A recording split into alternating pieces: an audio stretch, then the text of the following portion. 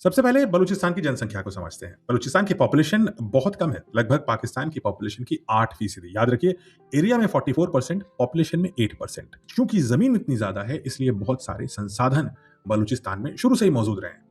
पाकिस्तान की सबसे अहम नेचुरल वेल्थ बलूचिस्तान से ही निकलती है।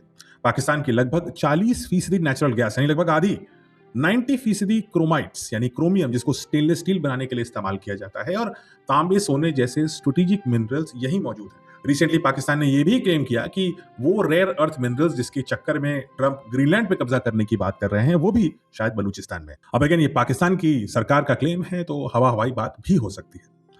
बलूचिस्तान के अंदर सुई गैस फील्ड है, जिससे पाकिस्तान के बड़े शहर सन 1950 से रोशन हो रहे हैं। सैंदक और रेकोडिक जैसे कॉपर गोल्ड प्रोजेक्ट्स की estimated value hundreds of billions of dollars में बताई जा रही है, जिसमें इंटरनेशनल कंपनियां, विशेषकर अमेरिकन कंपनियां और पाकिस्तान की गवर्नमेंट ओन्ड एंटरप्राइजेस शामिल होने की करार में है। तो क्लियरली बलूचिस्तान में रिसोर्सेज की प्रॉब्लम तो है ही नहीं। प्रॉब्लम इसकी है कि इन रिसोर्सेज से जो रेवेन्यूज यानी पैसा निकल रहा है, उसका इस्तेमाल पाकिस्तान में कौन कर रहा है और कहां कर रहा है। गैस निकलती तो बलूचिस्तान से है, लेकिन पाइपलाइन के जरिए पंजाब और सिंध की फैक्ट्रियों तक सस्ते रेट में पहुंचा दी जाती है। रॉयल्टीज और सारा का सारा प्रॉफिट इस्लामाबाद और पाकिस्तान के पंजाब प्रोविंस से निकलने वाले नेताओं के स्विस बैंक अकाउंट में चला जाता है। आलम यह है कि वही रिसोर्स रिच प्रोविंस जो बलूचिस्तान है, वही पाकिस्तान की सबसे गरीब इलाका है।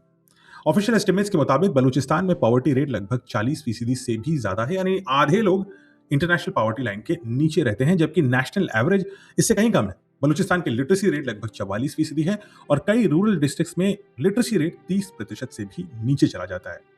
हेल्थ और एजुकेशन इंडिकेटर्स में लगातार बलूचिस्तान लास्ट में रहता है, बॉटम पे रहता है। यानी जहां पाकिस्तान शायद 1990 के दशक में जी रहा है, बलूचिस्तान 1960 में ही फंसा हुआ है। और यही गैप है जिसे बीएलए यानी Balochistan liberation army systematic exploitation के रूप में बोल रही है। यानी रिसोर्सेज निकलते तो बलूचिस्तान से हैं, रेवेन्यू जाता है इस्लामाबाद और पंजाब को, और इसके बदले बलूच लोगों को मिलता है मिलिट्री चेक पॉइंट्स, ऑपरेशन और सर्वेलेंस, और मिलिट्री के द्वारा किया गया बहुत भारी भरकम क्रूरता। पिछले 2 दशकों में ह्यूमन राइट्स ग्रुप ने हजारों इन्फोर्स्ड डिसअपियरेंस और एक्स्ट्रा जुडिशियल किलिंग्स के आरोप लगाए हैं सीधे सीधे पाकिस्तान की सिक्योरिटी फोर्सेस और पाकिस्तान की आर्मी पर। पाकिस्तान इन आरोपों को नजरअंदाज करती है और कभी कोई साफ जवाब नहीं देती है। इसी वजह से बलूचिस्तान में स्टेट को प्रोवाइडर नहीं, एक ऑक्यूपाइंग फोर्स, एक ऑप्रेसिव सिक्योरिटी फोर्स के रूप में देखा जाता है।